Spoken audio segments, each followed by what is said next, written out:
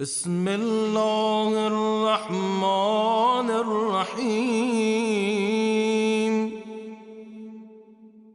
اللهم اجعل صيامي فيه صيام الصائمين،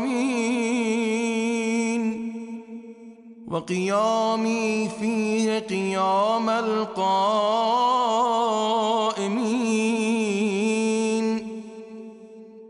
ونبهني فيه عن نومة الغافلين، وهب لي جرمي فيه يا إله العالمين، واعف عني يا عافيا عن المجرمين.